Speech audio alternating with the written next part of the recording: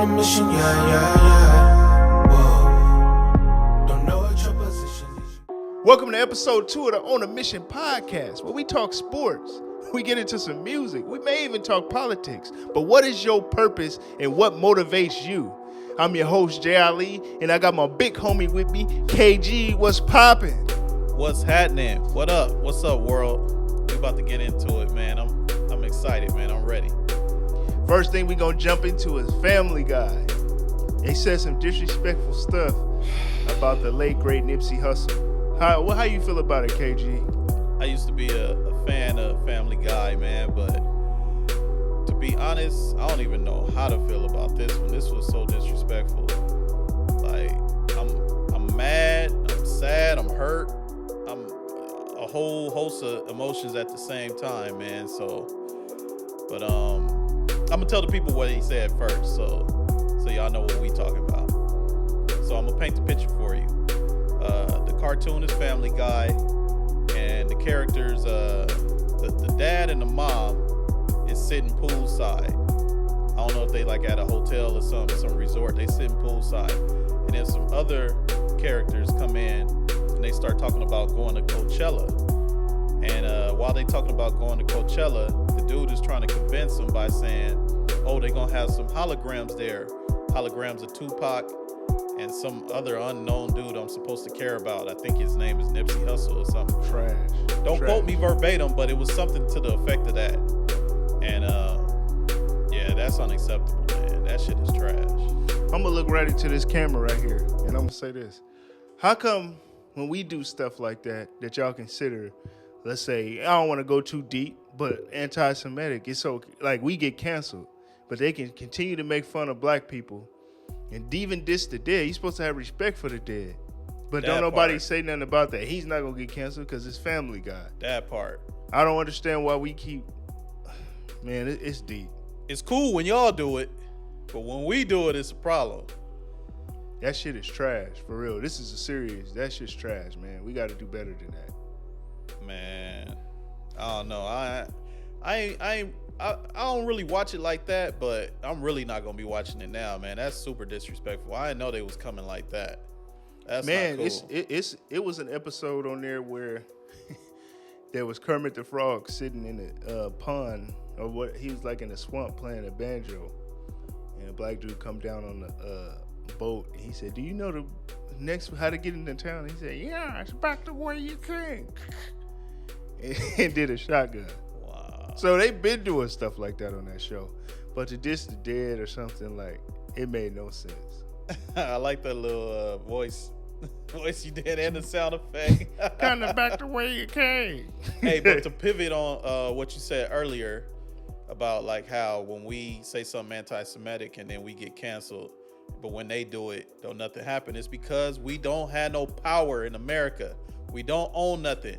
We don't have no power because we don't fucking stick together. That's the problem. If black people stick together, we could really move. Continue. We could really move some shit, man. We can make some shit happen. I don't know the exact numbers, but we spend X amount of trillions in the market a year. You know what I'm saying? Like, our vote is always a deciding factor in the elections. So it's like we got power, but we don't use it because we don't stick together. We can't come together and agree on nothing. Like when niggas was supposed to be canceling Gucci, you got Floyd Mayweather coming out, I'm going into Gucci. I don't care what y'all saying, I'm going into Gucci. You know what I mean? Like, we can't get on one accord for nothing. What was something else we were supposed to be canceling? Can you think of it? It'll come to me. But I just want to make this one point. We got to cut the crab in the bucket mentality out, bro. We got to. That part. We got to stick together, man. Like, we can get deep on this podcast all day. Black people, our representation, we the only human beings that don't have our own car company. Man, wow. That's true. We don't own anything. We too busy being consumers. You know what I'm saying? We get a company, we keep it for years, a couple years, we sell it. Look at all these other brands, Smith & Wesson, and all these different companies. It's been generational for generational. hundreds of years. Well, we need to break that, man, and really have some stuff like that, but we get the money hungry and want to sell out. And I can't even say sell out. I mean, people got to feed their family, but at the end of the day, it's like, man, let's create some legacy. Nah, that's real, man. And that goes to all these dudes selling their catalog for like 200 mil, whatever, when they could be making way more, you know, along the way with like they publishing and all that. So If you think about it, we quick if to somebody give away can something. pay 200 million for a catalog, how much money are you gonna make off of it? Exactly. Everything is how you gonna make a profit. What's the profit margin? You know what I'm saying? That's what it's about. But people don't get that, man. They just continue to just. I mean, can you think of how value something is if they willing to give you 200 million for it? Because you know they're gonna try to lowball you. So I don't know, man. But that's just us. We just used to not having nothing, so we quick to jump at, you know, a big number. Yeah, man. It's, you know, even when we look on the internet, we gotta stop buying so much jewelry, bro. Oh, that's ridiculous. Let's set up, you know, the cats that got the paper, man. Let's set up the future. You know what I'm saying? Yeah, I seen online one time recently, Lil Baby was buying like a whole booth of jewelry for his, I don't remember, was it like 4 or 5 year old son or something?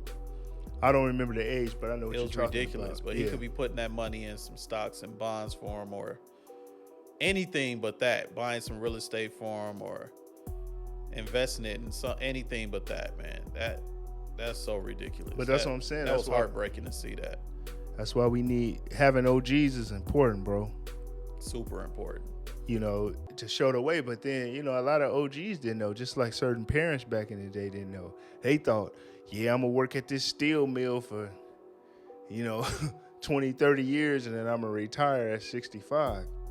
What kind of, you know, that's not the life. Like, it's true, but we just so far behind that the bare minimum is a lot to us. You know what I mean? Like, our parents was thankful to have those jobs. and I understand. They think that's the way. Yeah. They think that's the way to keep going. And that's what they passing on to us. But like, we don't learn about money, how money works. You know what I mean? Like, how to invest, how to save. We don't learn things like that.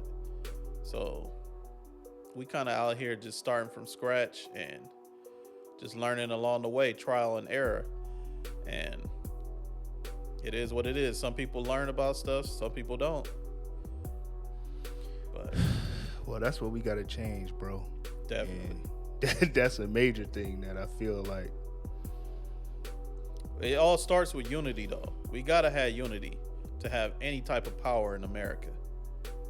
It's not that I'm on here speechless about things. It's just like, I want to say the right thing. I don't want to say the wrong thing. You know what I'm saying? Like, there's so many ways that you can go about this stuff, but you don't want to offend nobody. But you want to teach at the same time. Like, you know, And I you was wanna blessed. tell the truth too. Tell the truth all the way. You know what I'm saying? Yeah. But what up, man?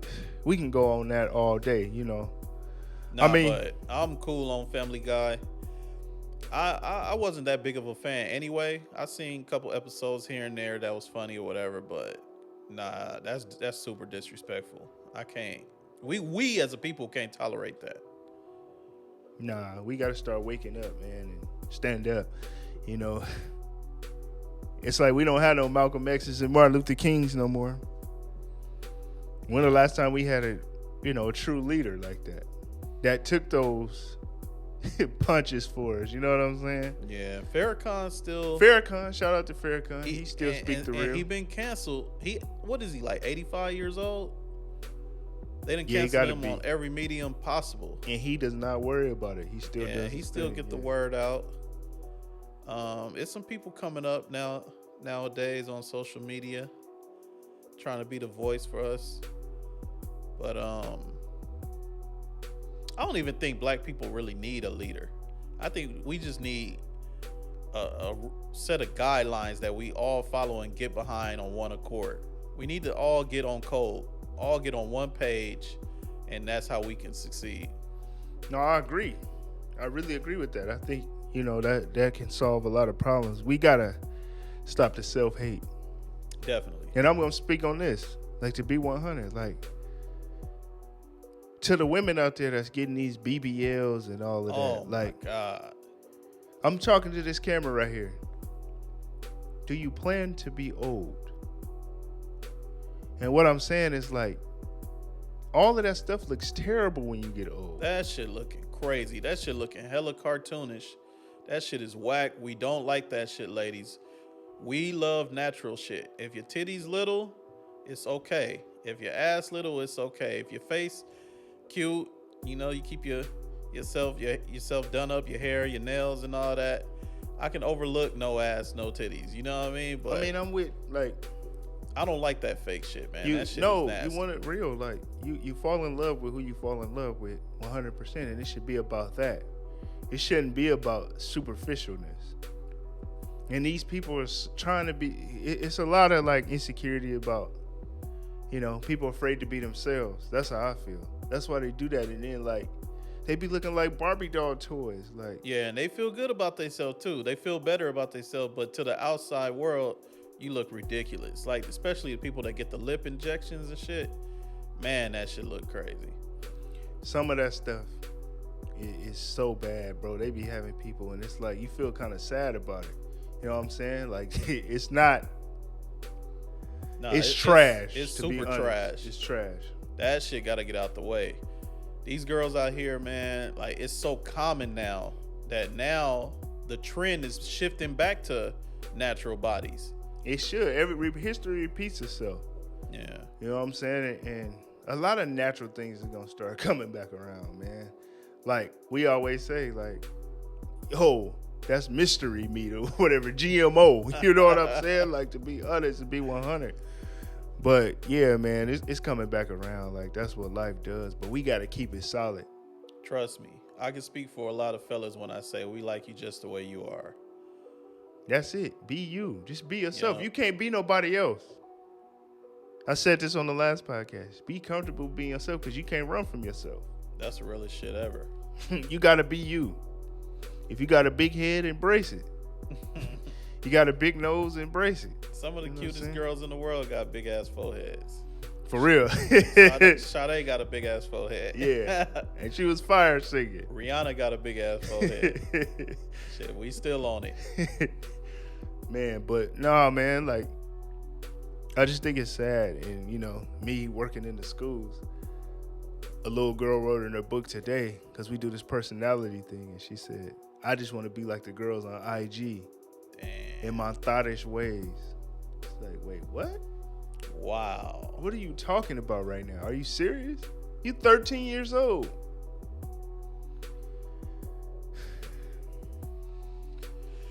That's the world we live in now, man. I don't know why I'm so speechless on that, man, because I get really frustrated of how our people are, man. Like, we so quick to tear each other down, but scared of all the other people. And I'm not even trying to say that on no, like, race thing. I'm just saying, like, the first thing I feel like if I'm in the liquor store, a white man's in the liquor store, an Asian man in the liquor store, the other black person gonna come at me first. Oh, they for sure looking at you, making sure you hurry up and buy it. No, I'm just saying our sometimes with our people Oh, in interactions like like the self-hate, like they. Yeah, we got to cut the self-hate out, man, for real. Yeah. 100%. We got to. But, man, what else you got for us, KG? Well, we got the NFL playoffs coming up, so I definitely want to get our picks put on the internet so it's set in stone. See what happened by the time this air. You know, the games might have already took place, but all right. So we got the Chiefs and we got the Bengals coming up. Who you got? Joe Burrow versus Pat Mahomes, my homeboy. AFC Championship. I'm going to go to Bengals. Mm. Pat Mahomes and them got their ship already. They straight. Pat Mahomes hurt his ankle too, so that might be a good pick. That might be a good one. Look, Pat Mahomes is like a highlight reel. He been balling all year. When you watch a Kansas City Chiefs game, you see his greatness. When I watch the Bengals, I don't see what everybody be talking about with Joe Burrow. But it's translating into wins, though. Maybe I'm tripping. Maybe I'm not watching what everybody else is watching, but he looked hella average to me. But they was pushing him in last year's Super Bowl. he get the results, though. Like he said, last year's Super Bowl. He was there last year. He knocked off Josh Allen in Buffalo this year, and he won game away. So he got to be the truth. I'm not debating that he the truth or not. It's just when I watch him with the eye test, like he just looked hella basic. But then again, that's kind of how Tom Brady used to look to me back in the day. He looked like a check down Charlie type of quarterback. He used to look hella basic, but he produced So you saying wins, you going Bengals? So I'm gonna still be going. I'm going Bengals because I want to see Bengals, and then I'm gonna go Eagles in the other game. I want to see Bengals Eagles Super Bowl. I think that will be the best game for everybody. Well, I'm gonna say this. Who you got though on the Eagles in San Francisco? I'm gonna go Eagles. Okay. Nah, but you know what? I'm kind of torn. Only reason I say Eagles because somebody I work with is a big 49er fan, but I gotta keep it Cali. And deep down in the core, San Francisco, you know. But I got beef with San Francisco. They didn't have to do Kaepernick like that, but that's a whole nother podcast. We ain't even supposed to be watching football because they did Cap like that, but niggas can't get on one accord about nothing. So that's a good example. When Cap took the knee, did nobody follow? A couple dudes followed. Yeah, it was a couple shout out to them. But the whole NFL is full of niggas. If niggas woulda came in unison and all took the knee, they couldn't single Cap out like that.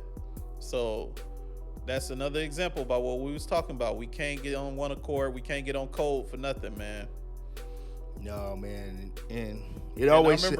I remember back in the day when Cap was taking the knee, and that wide receiver from Dallas, I forgot his name. It's gonna come back to me. But this nigga talking about I got a family to feed. Even if you feel like that, you could have kept that to yourself, man. You don't gotta hop on the camera and say that. Damn, I wish I knew his name. That's the mentality man. we gotta cut, bro. That's what I'm saying. That's the mentality that's gotta go. That mentality is trash. Super trash. That we can't unify and do something. It's trash. He went out like a sucker too. He was whack. Dez Bryant, that was his name. Oh, Dez Bryant. Dang. Yeah, Dez came out and said, "I got a family to feed." Buster ass nigga. But So who you picking? Because we probably gonna drop this portion.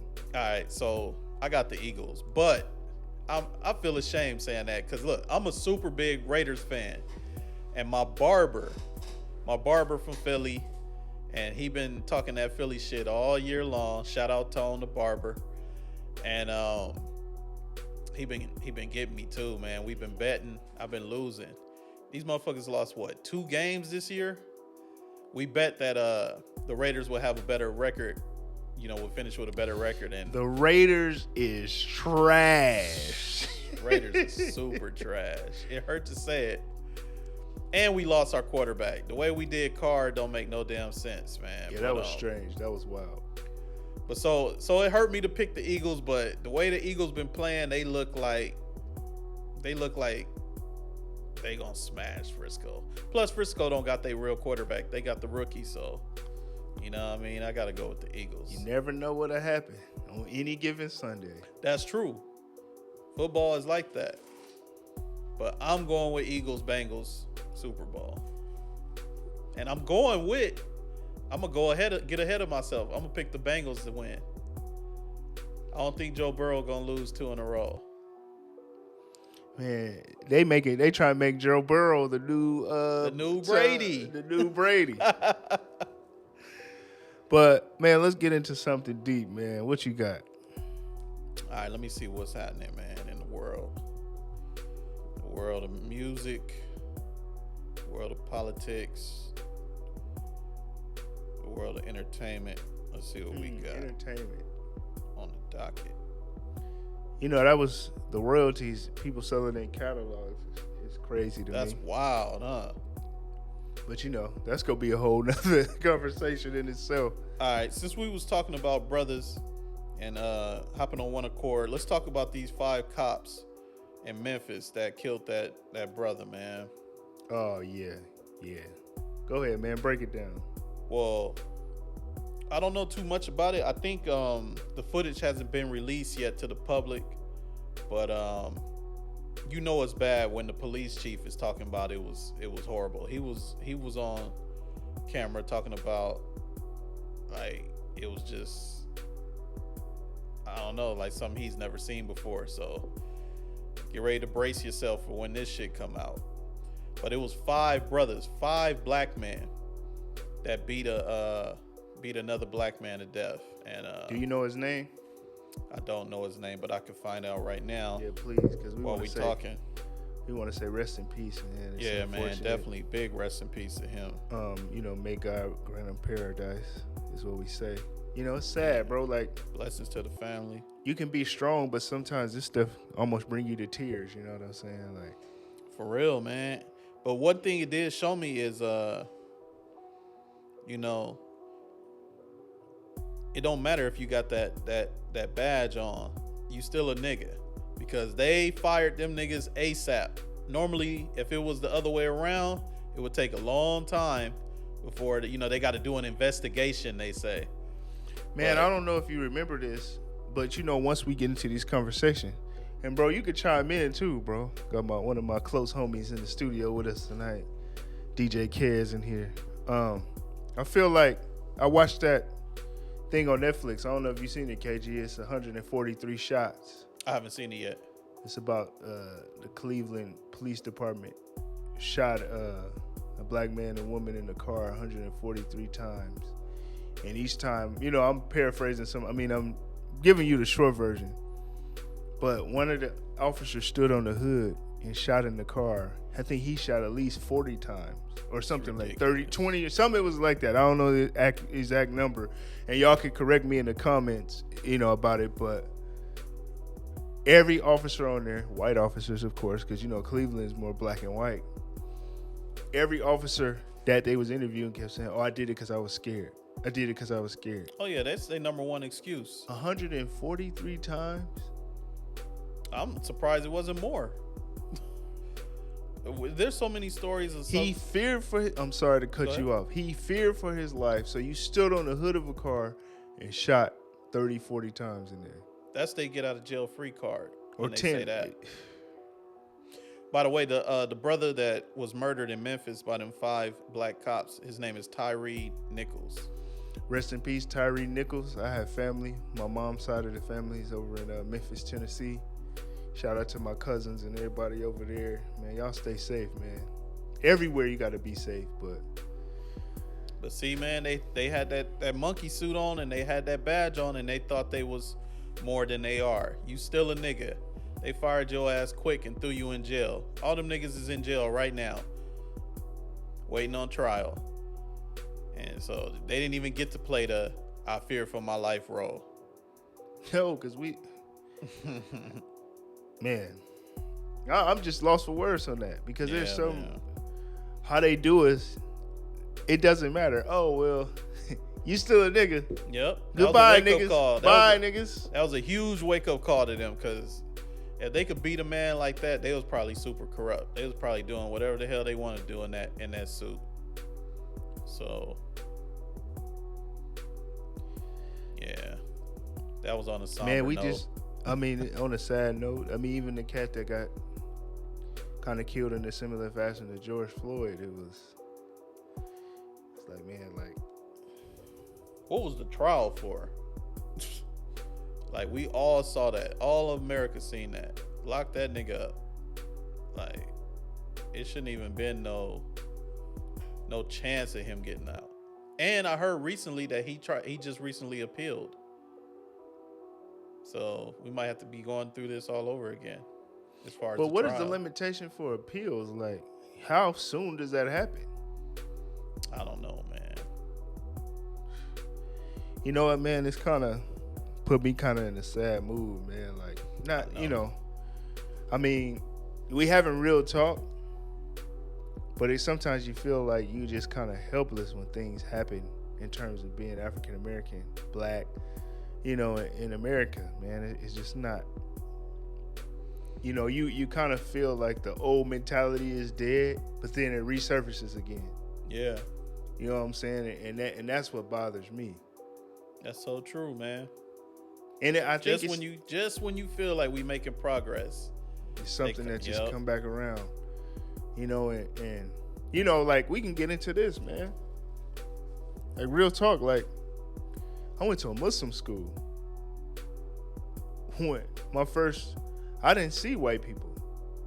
that's Until crazy. I didn't until I That's got to, wow. and to be real, You ain't never see white people until you get to what grade? fourth to fifth grade. Wow. But it wasn't like it was. It wasn't on no like we wasn't racist or anything. Of course not. But what it was we were in our own Muslim culture. Like it was a school called Claire Muhammad School, and it was for black children. Just like it was kind of like a private school. Like we wore uniforms and we was around our people the whole time. So going into that, being a kid, being around my family the whole time, and then going to that school, I just saw us and what we did.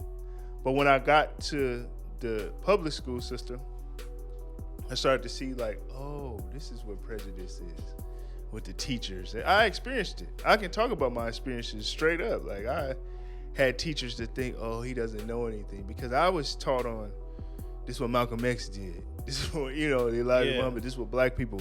My mom was taught real black history. Yeah, my mom was a little girl when they used to do martial law in Memphis, and they used to spray water on the street, and she would get thrown against walls and stuff. Yeah, that's not too far away from like that. That didn't happen that long ago. Well, yeah, she was 10 years old, knowing what martial law was and going through that. Martin Luther King died in Memphis. She was a little girl going through that. She was 18 years old when he passed. You know what I'm saying? Like, and my parents,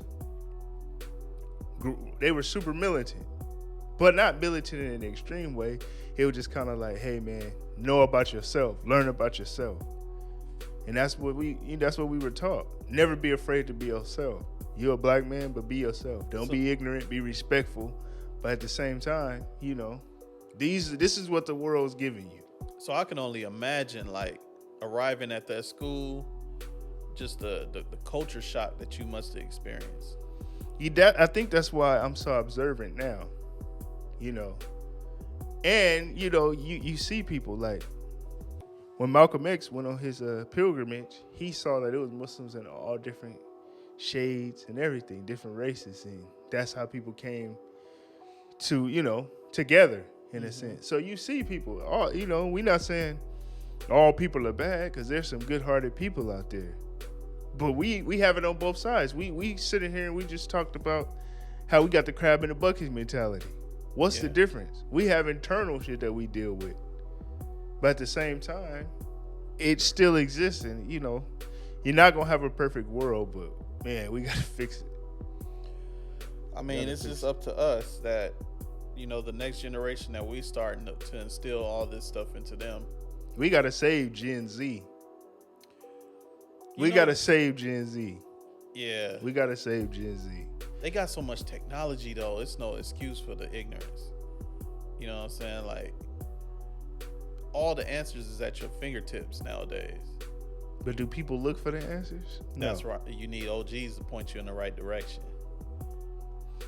What we lack, and you see it in the school system now, is guidance. When they took music out to school, it was like, for what? This gives us the opportunity to focus on something, to learn a craft, and all of the programs. You see gang intervention programs. Oh, well, we can't do no more budget cuts. Wow. There's a certain mentality that they don't want us to have. They don't want us to come together. Well, I mean, this might sound conspiracy theorists like, but I do believe that they don't want us to unify. When you have extracurricular activities in the arts and stuff like that, and they come and they cut the budget and remove all that, I think that they really don't want you to, because when you learning about music, or you learning like about art or anything like that, it brings people together. And I just feel like when they cut that stuff and eliminate it, it's like they don't want that. They want chaos. So it's deep, man. Like, when you say chaos, I think it's just I remember going to certain schools when I used to play basketball. We would go to Centennial High, and the football field was just straight dirt. Like the grass was so dead, it was yellow, but it was like very little patches of grass. It was just straight dirt. And I just couldn't understand how a public school in Los Angeles, in America, could be so impoverished. You know what I mean? It looked like we was in another country or something, like they facilities. And I just feel like, man. But you have areas where it's not bad. It's some areas, but areas. In areas where it's predominantly black, Yes, they're very much underfunded. Oh, on purpose. On purpose, man. That's why things like gentrification and eminent domain, these is real things, bro. That happens. Eminent domain, you can own a house and they say, yeah, we own the land. That's how you know that we are super special, man. We are super strong and we are incredible because we still persevere through all the bullshit that they put us through in America. We still persevere. I'm pretty sure they like wondering how the hell are they still here? Because we know how to turn lemons into lemonade. For real. But to pivot off what you was just saying, look how that school just did Ed Reed. Yeah, let's talk about that, man. Break that down for us, please. HBCUs got to get out the way. HBCUs got to get out the way, and I'm saying that because, hear me out, I'm saying that because these motherfuckers getting all this money and funding, and we don't know where it's going, because it's damn sure not going to the facilities. When Ed Reed got to that school, what was it, Bethune? It was Bethune, yeah. Yeah, Bethune. that he got hired at. He didn't even sign an official contract, by the way. But when they announced that he was the head coach of the football team, they didn't even have this man's desk cleaned out, Wow. like cleared. His Wow. office was a dump. He had to clean his own office up before it was make it presentable himself. You remember that, what it is? You still a nigga. Man, that's ridiculous. But they got all kinds of funds, man, and nobody knows where this money is going. That's what Dion was saying when he was at the school Jackson State. He was saying that, like, I guess the stadium was full, and he had a deal where he was supposed to get paid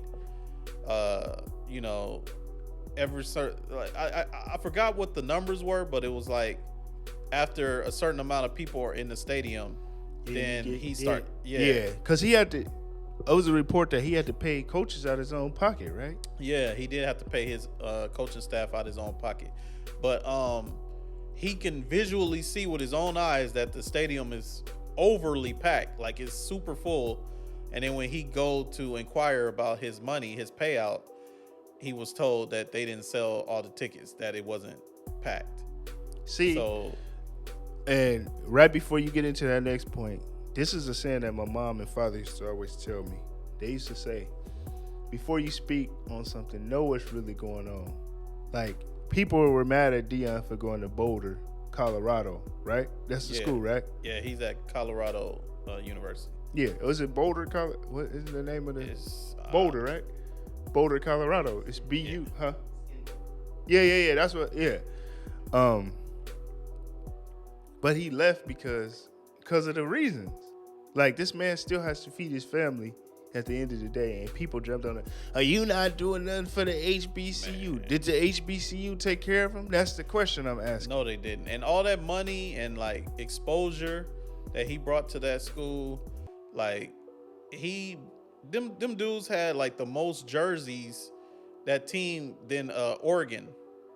Like, he brought so many resources to that school, and they wasn't properly compensating them, and that's not cool, man. I just feel like, There's so many stories that he didn't even share. yeah, he set up the pathway. He put a team in there.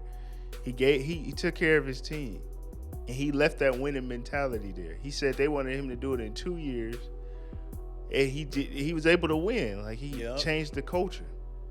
Because the thing about prime time is he took everything seriously. The way he even dressed for games, how he prepared. Yep. He was a dog, but he always wanted to do his best. He was on Shannon Sharp's podcast and he said something that really stuck out to me. Man, I don't like to play two-man because it feels like I'm getting beat. You need to do your job. He fired on a teammate because of that. I'm sure y'all know that, but you know what I'm saying? Like, he always wanted to do the best that he could. And he did. He And did. He turned that school around the first year he was there. But to fast forward to Ed Reed's situation, so Ed Reed get there, the facilities are terrible. He got the football team picking up trash. You know what I'm saying? There's like buildings where they supposed to be lifting weights and stuff. It's trash in there because I guess it was like a natural disaster, probably some flooding or something. So like which the students right now are currently protesting.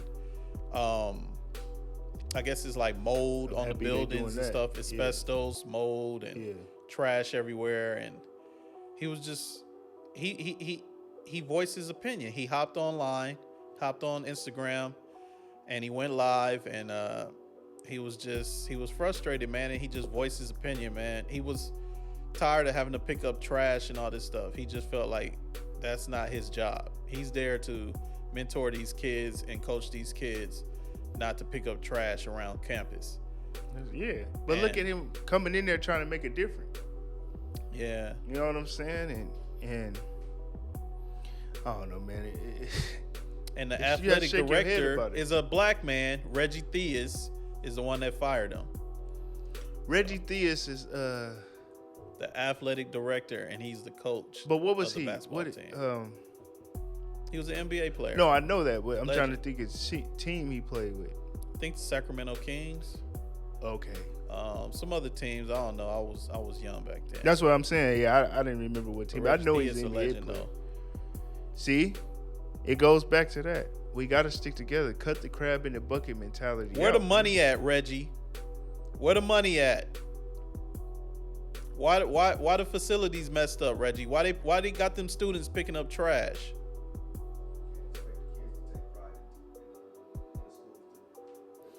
It's crazy. You know, here's an example of how we do. I've had this happen to me. Hey, bro, let's do a project.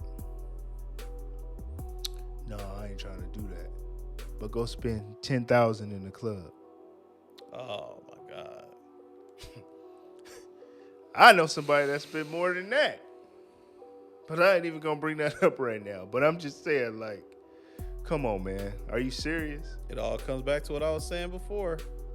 We can't never get each other on one accord to be on a mission towards one goal. And that's why I really think this is episode 2 of the On a Mission podcast. I'm on a mission to change lives. I'm on a mission to change my life. I'm on a mission to create a legacy. You know, that quote that says, what we do in life echoes in eternity. I want to leave a legacy for my grandkids. You know what I'm saying?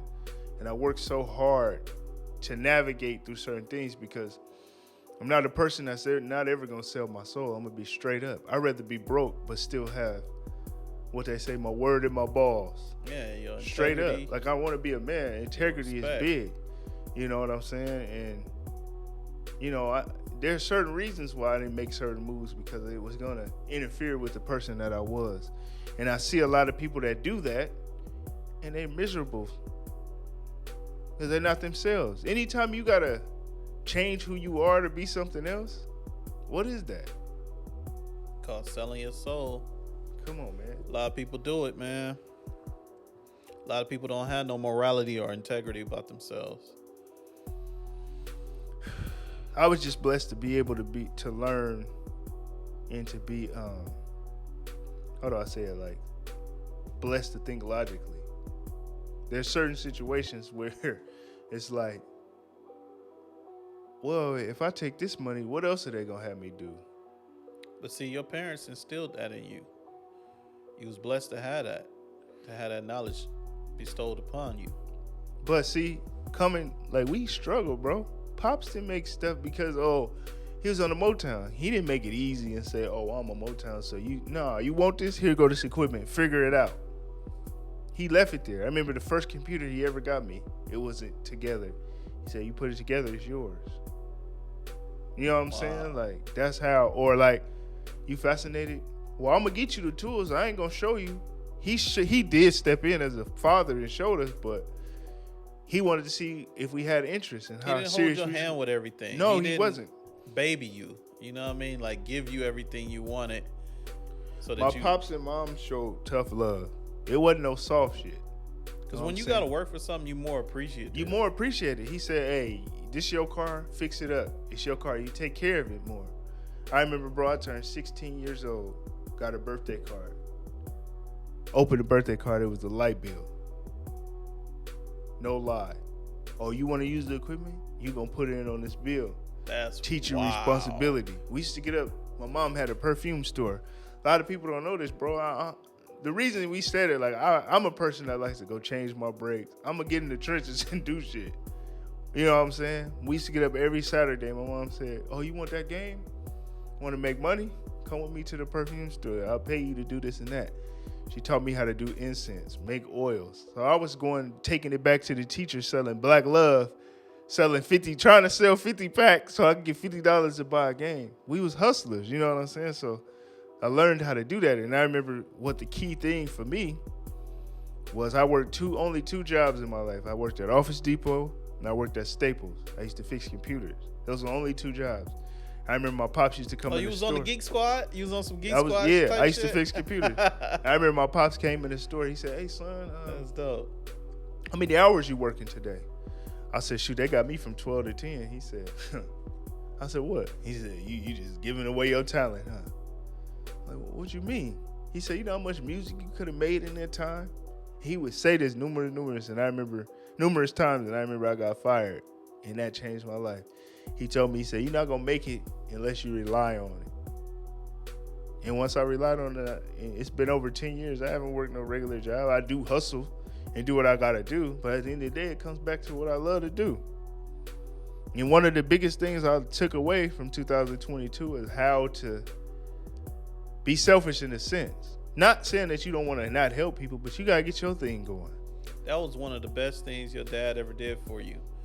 Is because a lot of people are scared to take that leap of faith and just focus on their craft and leave that job that they working behind. You know what I mean? Like, people need that guaranteed money, and so that locks them in to the slave mentality to where they don't chase their dreams no more. They put 8 hours to 12 hours on somebody else's dream, following somebody else's dream. And then they come home and they do like maybe 1 hour of their dream. Yeah, you can't. So, here's a person that left home when he was 16.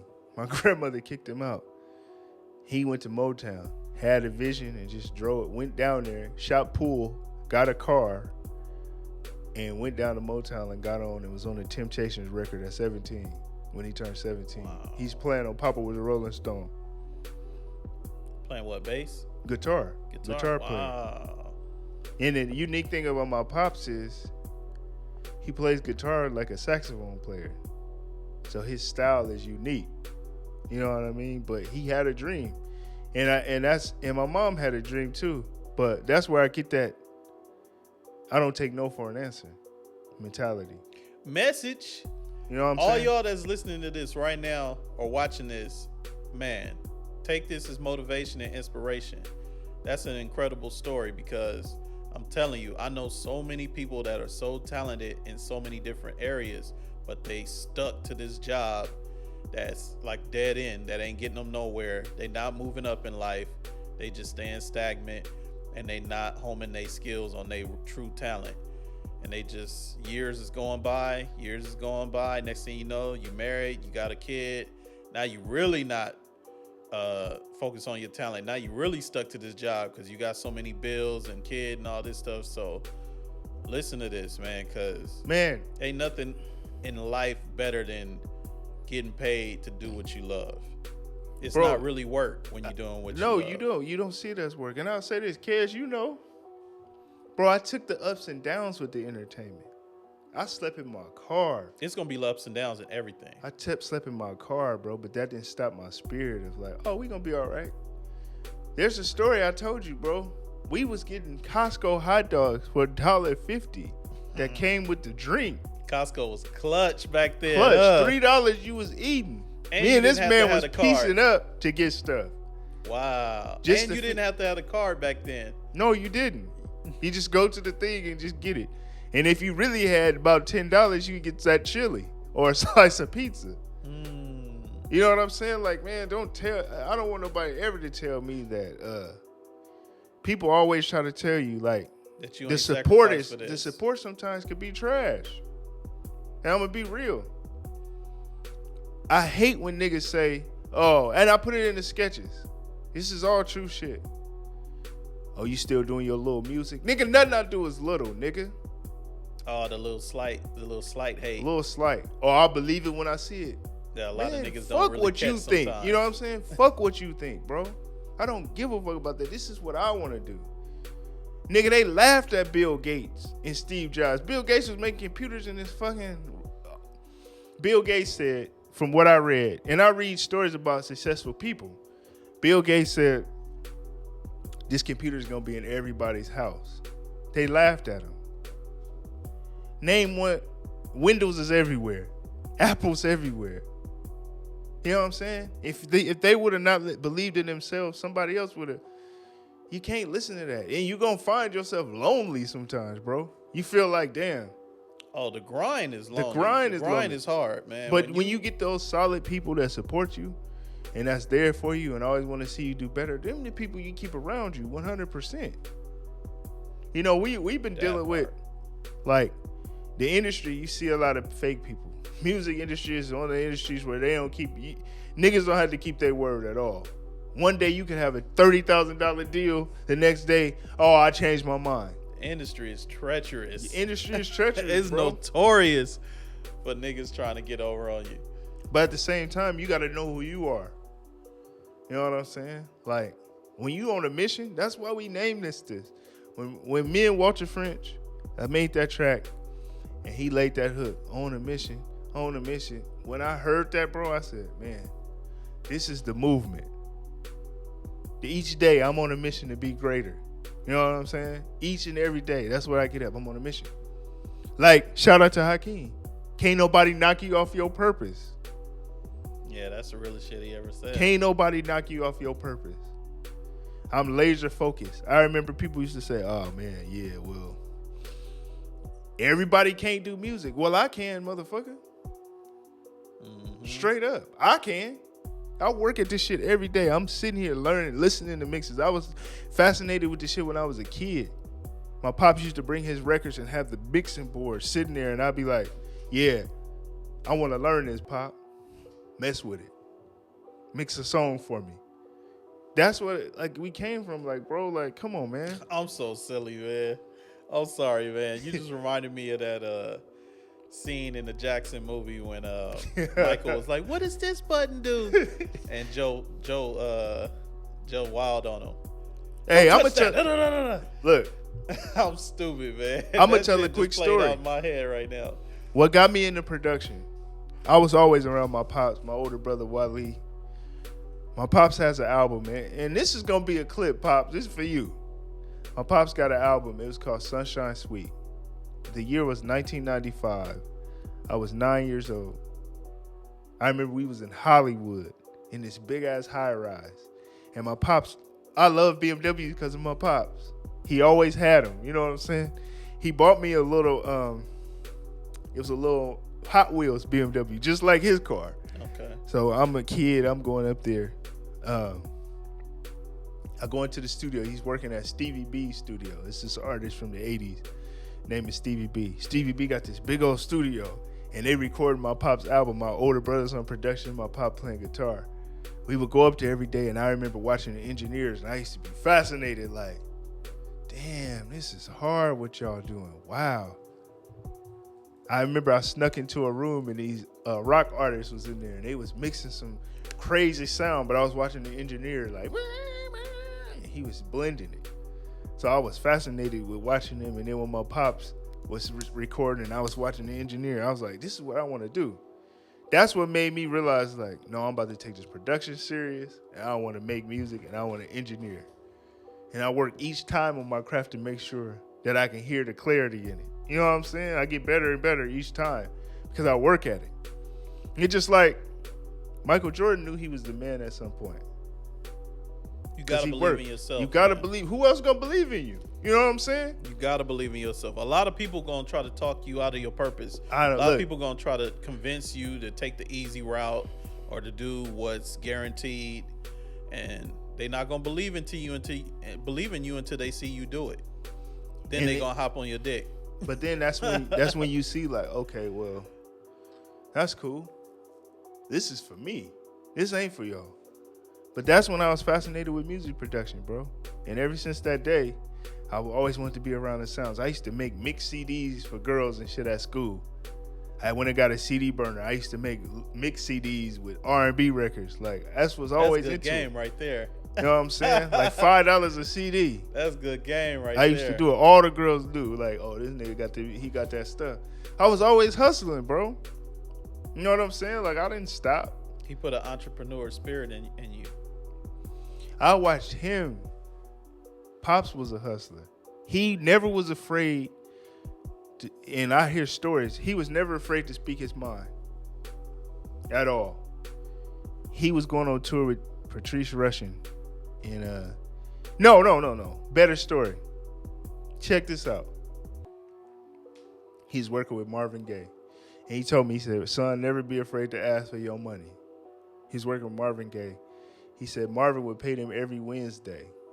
But he said they was getting paid, and then one day he said the whole band met up and everybody was asking, like, hey man, so what costumes we wearing on tour? What food is it? He and my pop sitting there like, hey, what's up with the money? We ain't got paid this Wednesday. I got a family to feed. He said real shit. They made Marvin looked at him and had a different respect for him. He said he made sure he got paid every Wednesday, and if it wasn't paid on Wednesday, that Thursday they got extra or double, whatever it was. But he said he would always, I watched him go to deals and he'd be like, so what's the budget? What we talking about? Yeah, so that's where I get that skip mentality. over all the dumb shit. He want to know what's up with that budget though. He used to tell me all the time, he said, son, if you meet these industry artists, they not your friends. Work with these artists and go home and do your thing. He went on tour with Rick James. Rick James, he said he was doing all kind of stuff. It was drugs everywhere. He said, I'm just here to do my job. Go home. He's not my homies.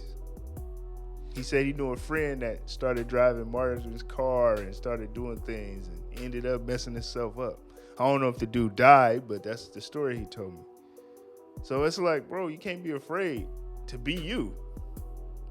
When he walks in the room, it's a certain stature he has. Like I'm getting to that point in the late 30s where he was like, you just speak your mind. Hey man, don't talk to that woman that way. Well, I'm getting there. It's like the older I get, the less tolerance I got for bullshit. Yes. And people can read that. Like when you step in a room and you serious and you about business, niggas know not to come with that goofy shit. My nigga Lupe Fiasco got a bar on one of his albums where he say, I do my duty to be useless to the fuck shit. Mm-hmm. You don't have time for it. Come on, bro. For real, man. My tolerance for bullshit is like I think we zero. all there. I think we all there. Man, let's take a break, man, and get into some records, man. That was some good game right there, though. We be back. Yeah, For real. Thank you, man. That's gonna put a lot of these young dudes on a mission. On a mission. We're gonna take a quick break. We can take a music break. We'll be back in a second. Yeah, that.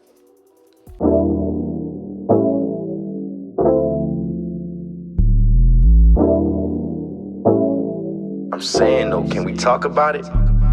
First things first, it's over. I'm so done with you. Yeah, I was in love, but you showed me love wasn't enough. So, secondly, I need you to grab your stuff and go. No need for discussion, discussed it, but yeah, now we can't talk about it. Talk about it. You know what you did. You did that shit, then you really tried to walk around.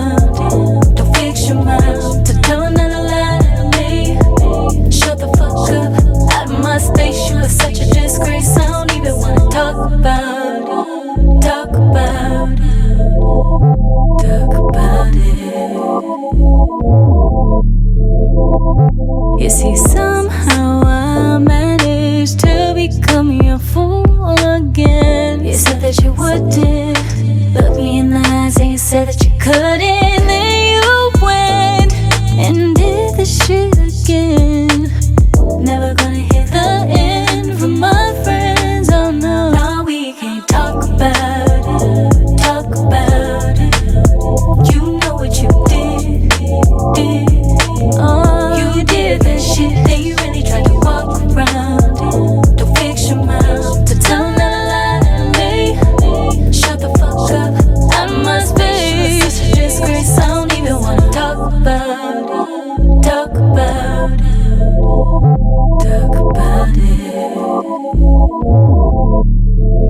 No, we ain't gon' talk about it. I don't even wanna talk. You know what you did. You know you did that shit, and you really tried to walk around it. Don't fix your mouth. Don't tell another lie to me. Shut the fuck up out of my space. You're such a disgrace. I don't even wanna talk about it. Talk about it. Now you could get up out of here.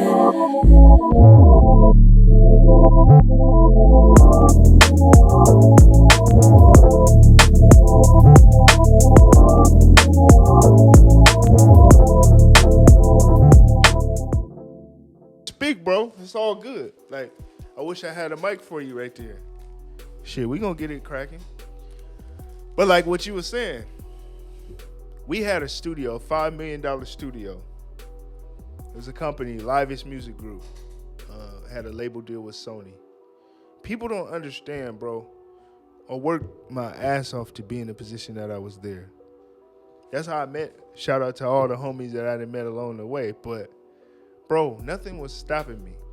I was in the Broadways. Shout out to G Perico, because I was at his studio.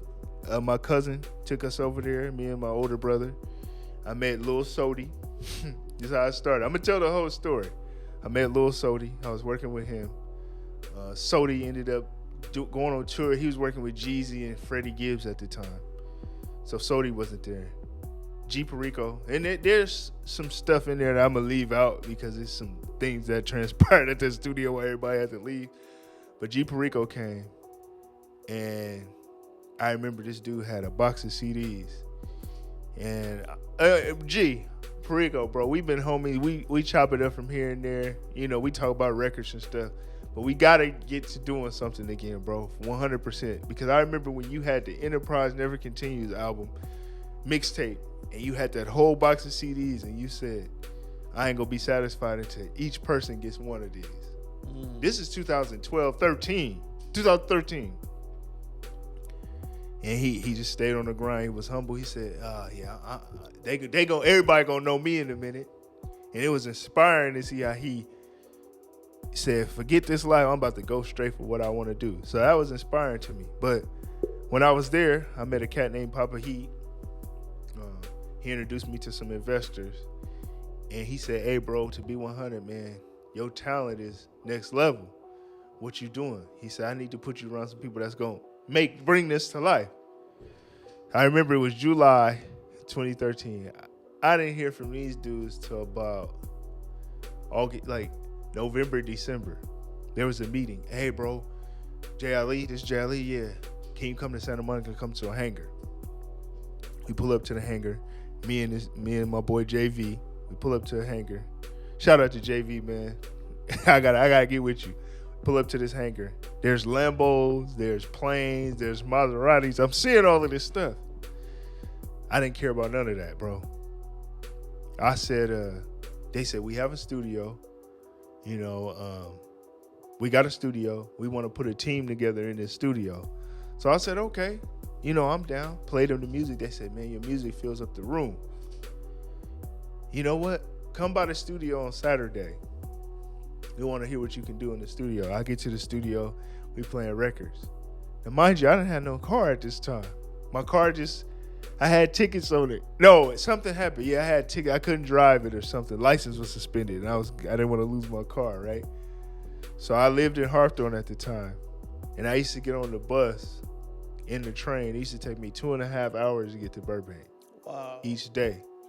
I used to leave because where I was staying, it was good and I appreciated it, but it's not where I wanted to get out of that. I wanted to be something else. Like, I didn't want to get another job. I was like, nah, I gotta do this shit. Yeah.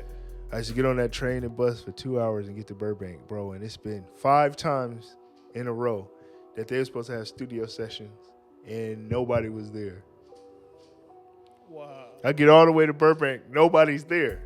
They like, oh, we forgot. Because these dudes is busy. So I remember I said, nah, I'm going to just keep coming. Someone told me, I was scraping for change, bro. I was happy they had food at the studio. Because I was scraping. I would get pennies and try to just get on the train and get out there. I used to sneak on the green line just to get out there to the Burbank. Once I got there, I was like, oh, this is an escape. I can work on my craft. I can get away from everything that was going on at the time and funnel it through music. And I remember I said, when I got in there, I said, I'm going to run this one day. And it's going to be soon. Because they had a dude in front of me, and I was like, nah, I'm about to run this. I'm going to keep coming until they give me a key. Once they give me a key, it's over. 100%. Once I got my key, that's where you see the relationships that we have now. Wow. You know what I'm saying? I didn't quit. I could have just been like, oh, let me on that bullshit. I became the CEO of the company. That's how driven you was. Nothing was going to stop you. Nothing. Became CEO of the company. We started, we don't have no budget over here. And I'm telling y'all, just straight up, I had $80,000 to $100,000 in my pocket, driving a fucking Lambo sometimes, M3. This is real talk. You know what I'm saying? Like, but what I didn't realize at the time is that my father was trying to tell me and I wasn't listening to him. He would always say, he said, hey, son, bring me so I could meet them. I'm like, nah, Pops, you gonna say the wrong thing. Nah. You know what I'm saying? I'm being ignorant to him. He said, no, just bring me. I want to see how these dudes are. He told me, he said, man, it's cool and everything, but he said, this is gonna teach you a lesson. I didn't know what he meant by that. I was like, yeah, man, we good, Pop. You know, you in here, you do your album. He said, yeah, but something is going on. It ain't right. He said this years before it even happened. It was like a year or two. These niggas snatched everything from under me. Just basically took the carpet from underneath me. Shut the studio down. He knows we had parties planned. We had a big party, New Year's party. It was New Year's going into 2018. We had a big party set. I had all my connections coming through. All the people I done built up for years.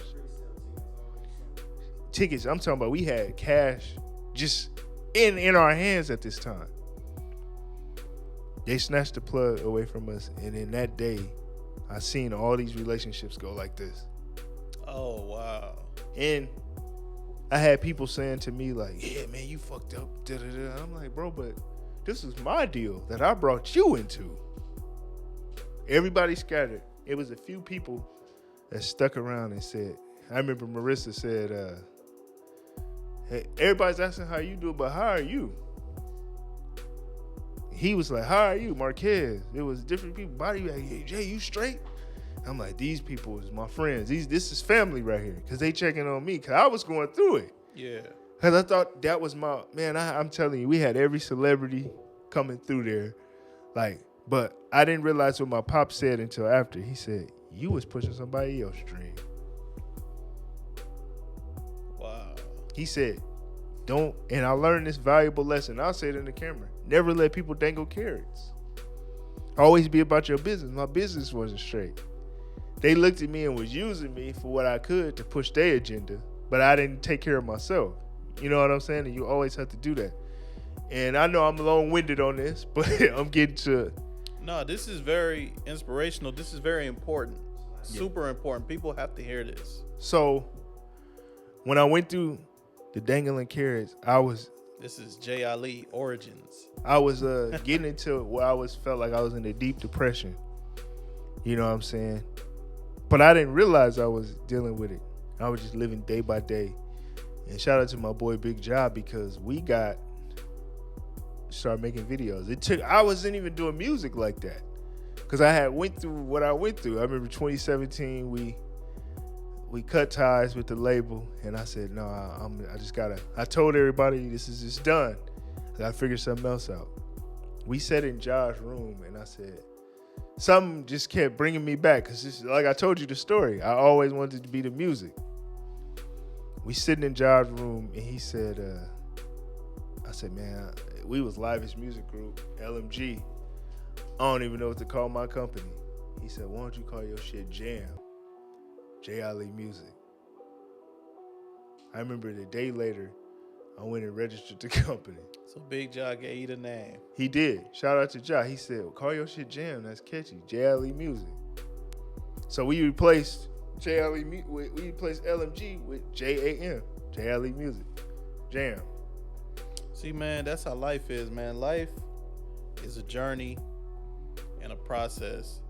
You meet people along the way, and everything is happening for a reason, and it's all gonna make sense one day. It's all gonna end up to one goal. You might not know why you're doing the things you're doing, or you're meeting the people you're meeting right away, but it's gonna eventually make sense.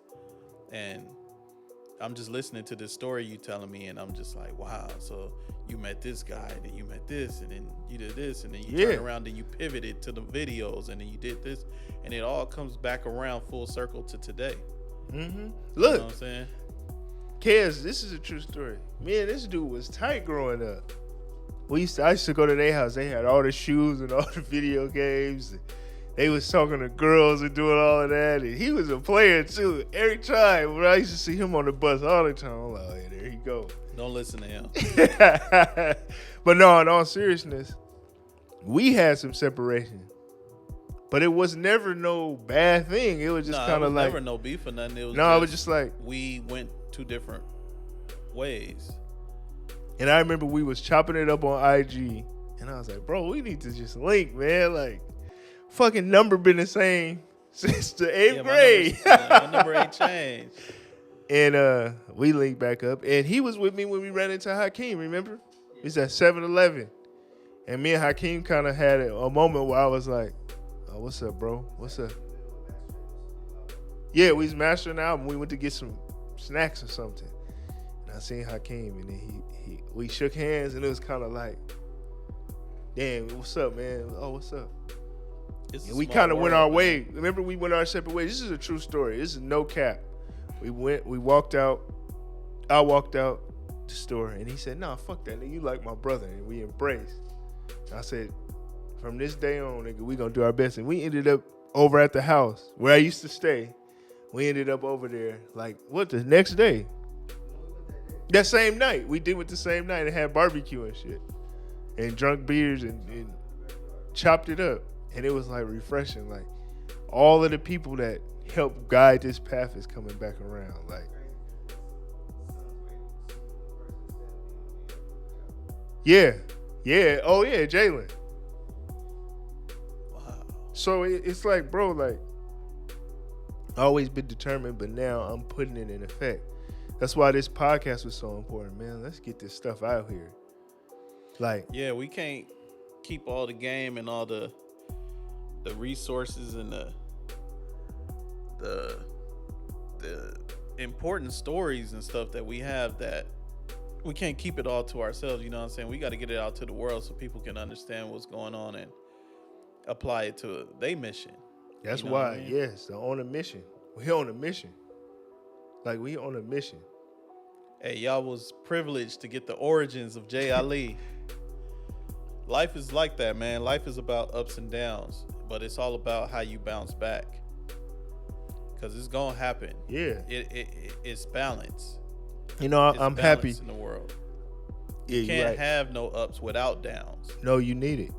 Like, I remember, even with my relationship with my girl now, like, just to meet somebody that's so genuine and supporting, like, That's rare. I That's watched rare. her jump behind the camera and say, no, you need to do this again. We was prepping for the roommate pays all the bills. She was like, no, you got to work on this. You got to work on that. And the reason that I hit you about this podcast, and a lot of people has been telling me, but one night she said, when you going to do your stuff? Like, You over focus on here, you. you Like, over what- here, yeah. you over here, you doing this, you doing that. She's like, well, what about your stuff? And she keep it so 100. She's like, you fell off. What we doing? Yeah, see, you always trying to help other people. Yeah. that you ain't been focusing on yourself. Mm-mm. And sometimes we need that significant other that's to bring us back down to earth and like get us level headed, because sometimes we get lost in what we doing at the time and not really focusing on our true purpose. And so that's real dope that you got somebody that it's funny. Helps. I go to his birthday party. I bring my girl there, and all his aunties said, "Oh, this is new. We ain't never seen him show up with a boo. This must be serious."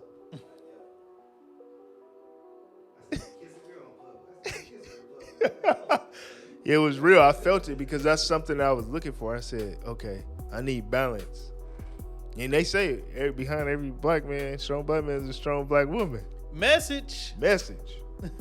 But I mean, man, I just feel like I had to get that off my chest, man, because it's a whole lot of stuff. I'm gonna be telling stories on this whole podcast. That's good game.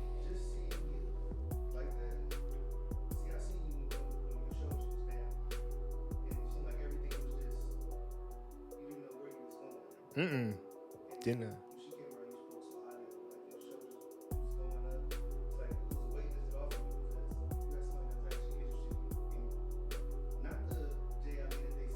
No.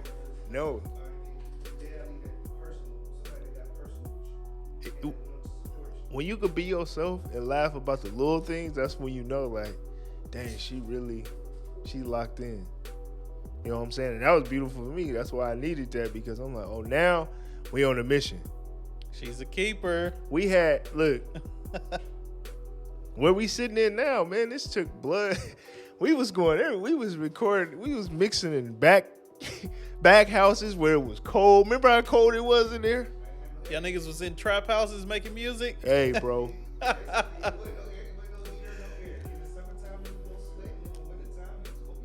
Shout out to my boy, one of my boys, Big O, man. Shout out to Big O. He really was clutch with just having just a place to go in his back house. We was in his studio, like, he was like, oh, such a giving dude, man. He didn't get a chance to make it tonight, but you would have met him. But, along the way, my pops always tell me, man, your reputation got to beat you places. You got to beat you places. He would always tell me that, and I'm starting to see that now. Like, Pops got bars for days. Pops told me this. This is a bar.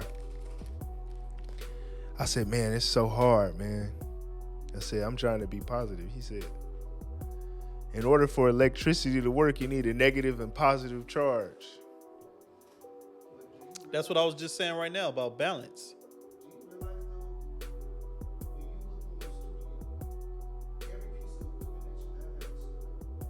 Yes. Oh, let's tell the story about this drum machine. Like, basically, it's a beautiful thing.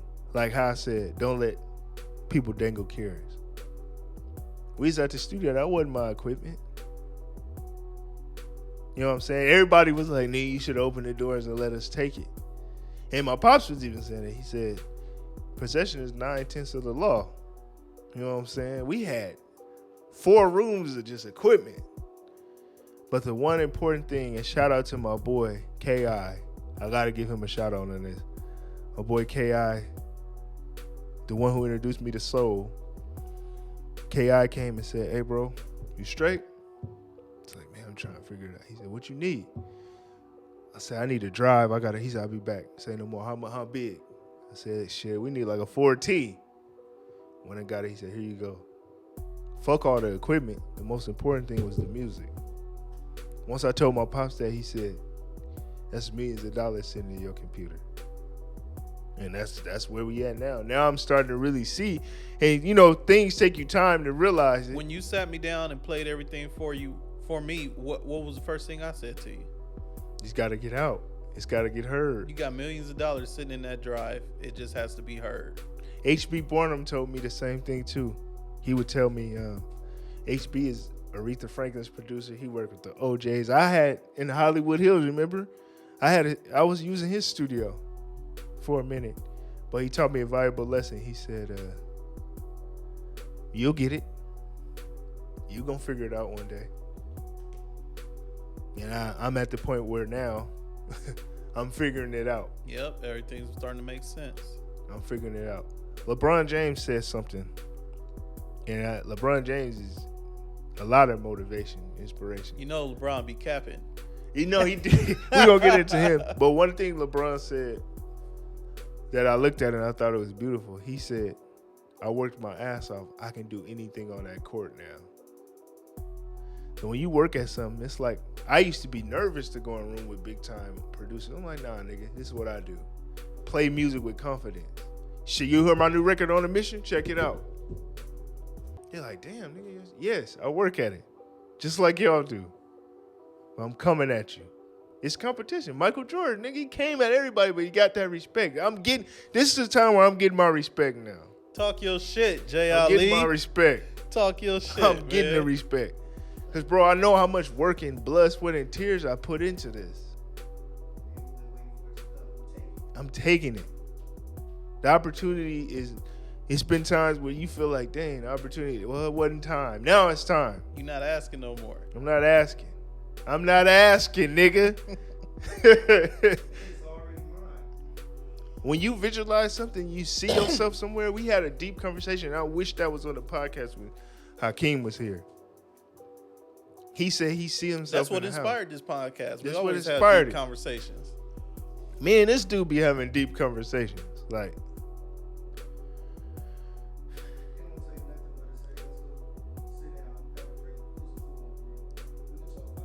We got to get bro a mic. yeah, oh no, definitely. We gonna. I was thinking we gonna add you on here, man. You know what's crazy? His best friend became one of my partners. Real people. I remember I was going through something. He got on the phone, and this dude we call him a country guy. He stayed to himself. He don't like being in a big crowd. He'll leave. He a ghetto country. He's from the hood, but he's super solid. He ready to ride down. We had an issue. We ain't gonna say the artist's name, but we had a big issue at a show. He was ready to go home, but he stuck around. He was on the freeway. He turned around and pulled up. And he told me one time I was dealing with something. He said, nigga, you not a fake nigga, bro. You got to deal with that situation, and you going to get it straight. That's how we would. And the night that we all went out, and rest in peace to the homie Simo, but we all went and met at his house, and then we found out the homie died. I had it messed up back then. And it was COVID. We drove down to LA and paid our respects, but it was just like that, somebody could be gone. You know what I'm saying? So like we don't play with this. That's why we surround ourselves with solid people. You have to. Everybody can't get access to you. Can't procrastinate either, man. Like, tomorrow not promised. You got to go out there and get after your dreams, man. You got to do whatever it takes to fulfill your purpose. Whatever you good at or whatever you love to do, start now. Start today. Fuck that job. That job is going to always be there. It's going to always be something there that you can lean on. But tomorrow is not promised. You need to start chasing your dreams now and go hard. Put everything into it. Go 100%. Ain't no plan B. No plan A B at all, only. no.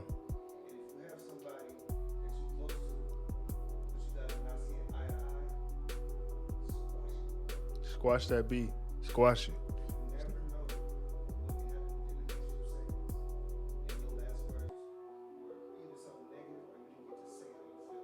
Yeah. Some things that I never got to say because I didn't want to go back and forth still hurt me today because if I would have said it, I would Yeah. Damn, That's real, bro. that's real. You know, man,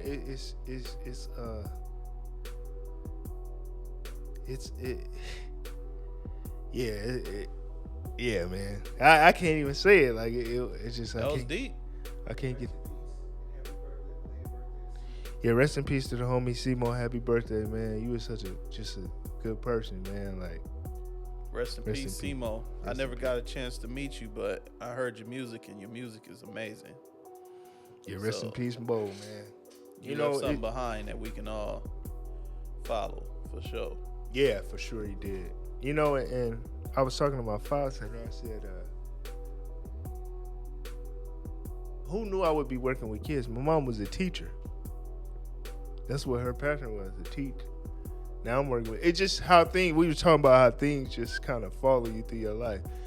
My mom's brother was a mechanic and all these things. Like now I'm working on cars and my pops had me working. It's just your legacy. Like we was never afraid to get our hands dirty. We was never too good for anything. You know, my pops is a big artist, a big musician at the time. He helped us setting up tables for the show. Like he was never just, you know what I'm saying? Like we never was too good. No, never was too good.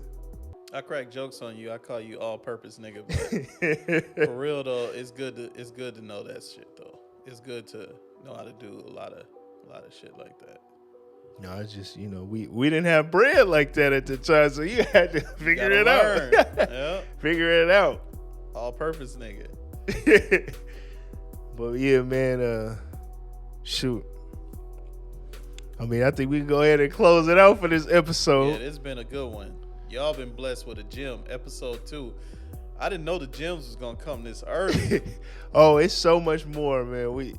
Life, the game of life, you go find gyms. Soon you're gonna get the origins of KG.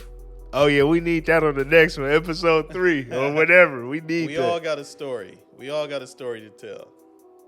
But that's what we here for though, man. We here to educate, to motivate. So I hope y'all got a lot from this episode. Cause I did myself. Shit. This make me want to go harder.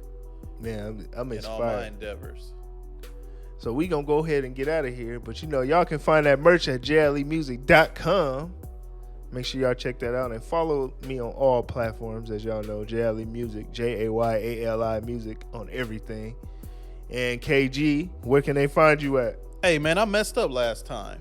Look, I'm from a rap group called Zoolay, ZOOLAY, but IG tried to get me up out of here last time, man. So I lost all my followers, I lost everything, but I'm rebuilding it back from the ground up. So follow me on Zoolay2, the number 2, ZOOLAY2, Zoolay2 on IG, and then at Zoolay on everything else, on all the other platforms. Yes, sir. And I can't wait for you to break down how you got into that underground scene and was able to go on tour and do some dope stuff. Oh, that's an amazing story, man. I've been all around the world with this music shit, and you probably never even heard of me. I got a story for y'all. So yeah, man, like I said, this is on a mission. We on a mission to change lives. What is your purpose? What is your motivation? Think about it, man, and don't be afraid to ask questions in the comment. If there's something you want us to tackle, hit us up. Hit me in the comments, man. Y'all know what to do.